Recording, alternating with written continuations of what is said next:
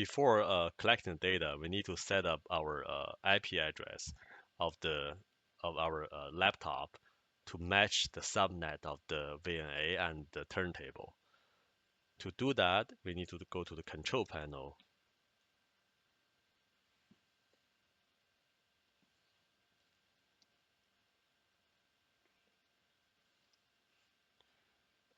And go to the network and sharing center.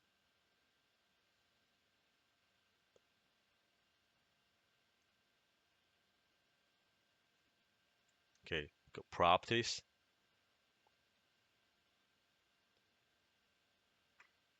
And TCP IPv4 properties. So here, my turntable is the IP address of my turntable is 192.168.1.10. So I change the IP address here to 192.168.1.5. So they are belong to the same subnet. Okay. So we also need to do the same thing for the VNA.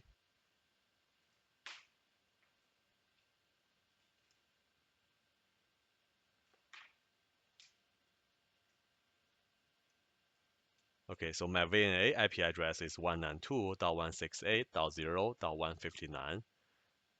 So here I set the IP address on my laptop to be 192.168.0.5. Also, they are on the same subnet. Okay, after doing that,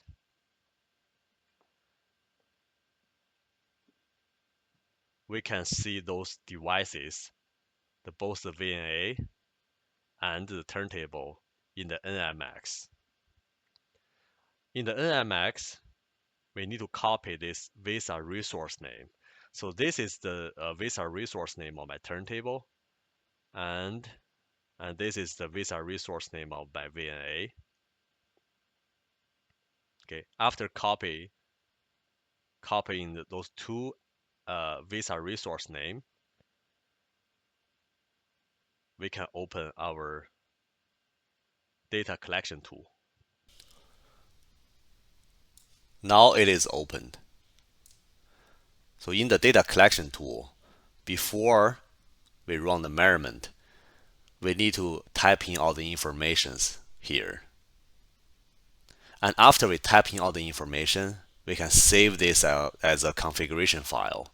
So next time, if we want to use the same test setup, we can load this configuration file so we don't need to type in all the informations again.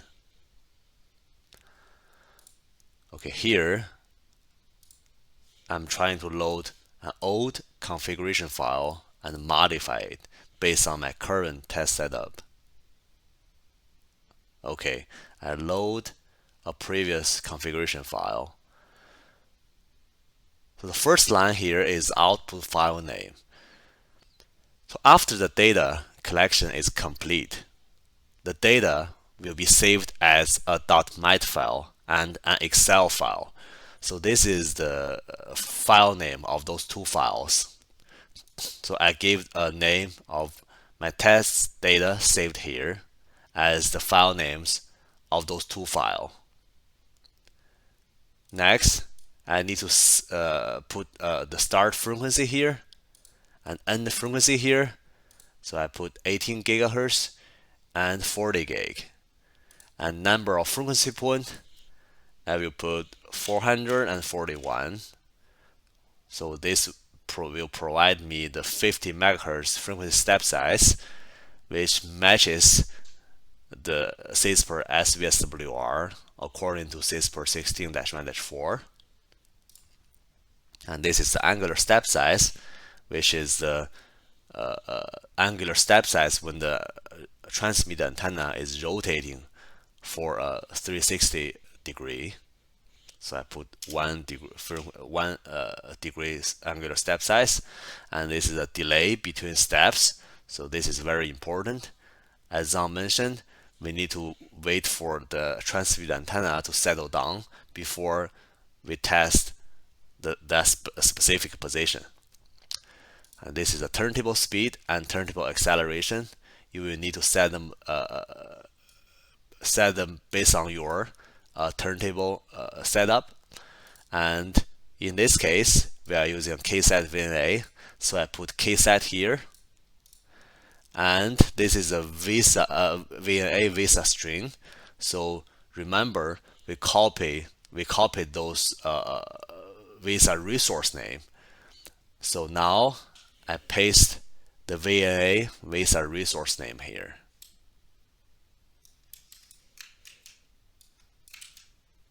Okay, so this is a turntable model.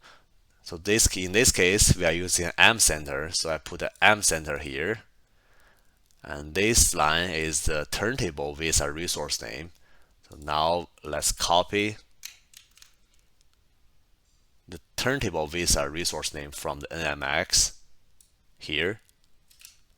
Okay, so this is a turntable device slot. So in my M center, my turntable is at 3B. So after typing in all the parameters, we can save this configuration file.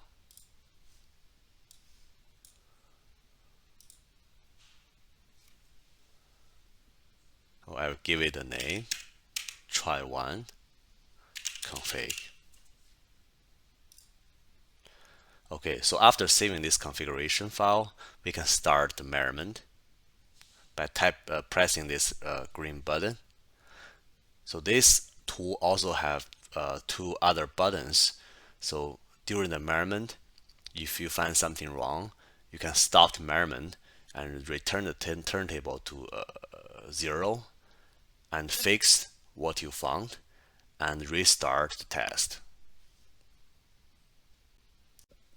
After data collection is complete, we have two apps for data post-processing. This one is called Single Frequency UI. So in this Single Frequency UI app, you can pick the frequency you are interested at, and this app will process the data at that specific frequency and plot the results for you. And the other one is called All Frequency UI.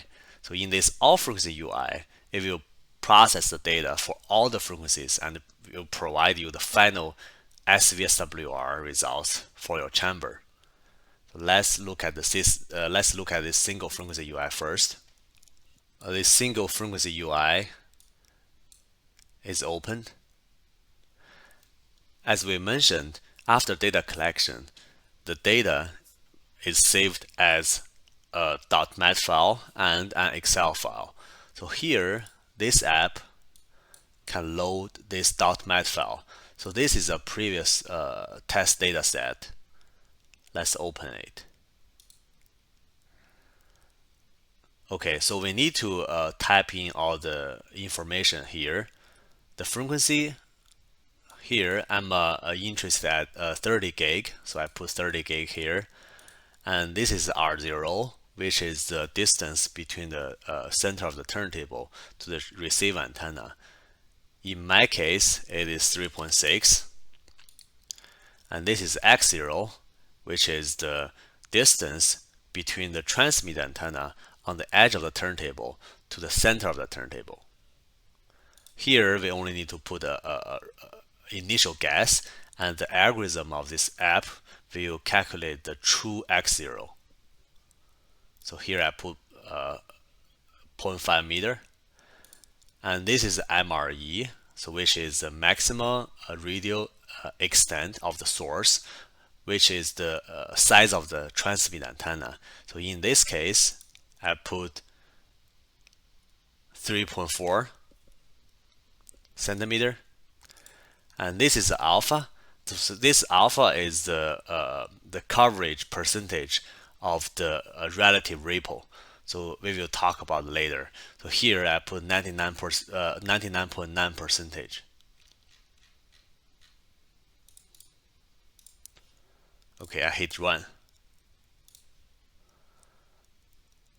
Okay, the left three charts show the process results for this 30 gig frequency.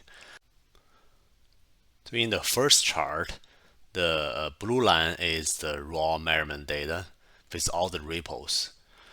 And the red curve is the mode filtered data, so which is a smooth curve. The black line is the ripples, which is the measure data minus the mode filter data. Okay, so the sample SVSWR can be calculated based on the black curve.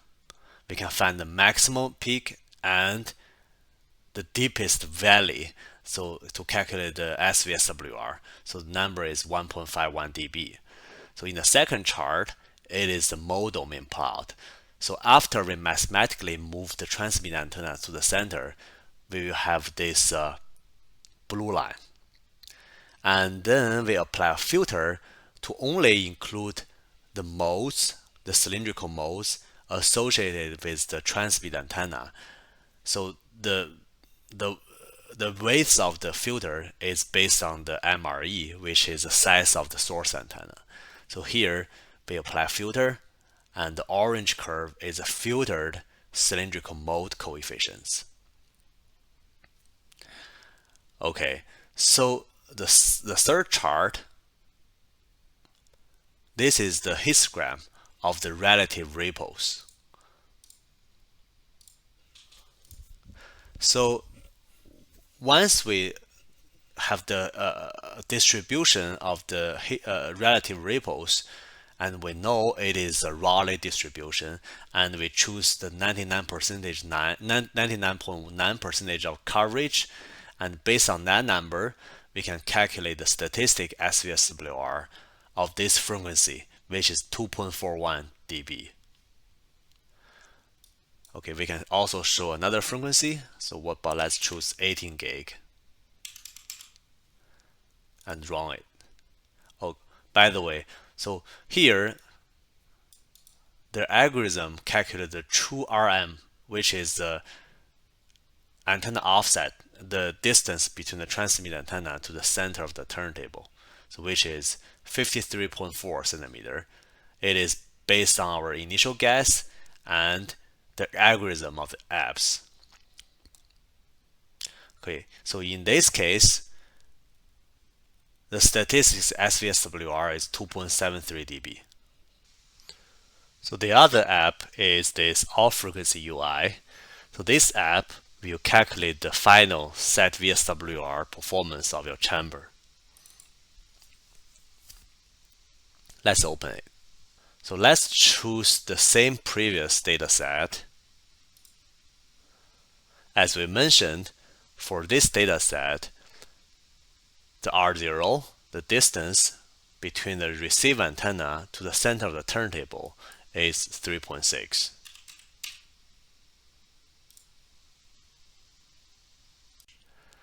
And we use 0.5 meter as an initial guess of the offset, which is the distance between the transmit antenna to the center of the turntable. And for MRE, we use 3.4 centimeter. And for alpha, we use 99.9%. Okay, let's hit the run analysis button. So after we hit the run analysis button, the RM, the actual offset x0 is calculated. So it is 0.534 meter. And this chart shows the chamber VSWR performance from 18 gig to 40 gig. So the blue line is the chamber set VSWR calculated based on the maximum, based on finding the maximum and minimum of the ripples for each frequency. And the orange line is the statistic SVSWR based on the 99.9% coverage of the relative ripple distribution. This app has another feature, so it can calculate the actual MRE for of the source antenna for different frequency.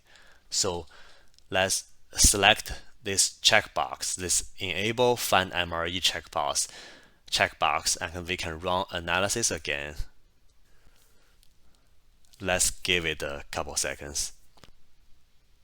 Okay, it's done. So it shows the MRE estimated from data is 3.4 centimeter. So we can hit this plot estimated MRE button. So it will show the estimated MRE as a function of frequency, and the average is 3.4 centimeter. So that is the number we use for all the calculations.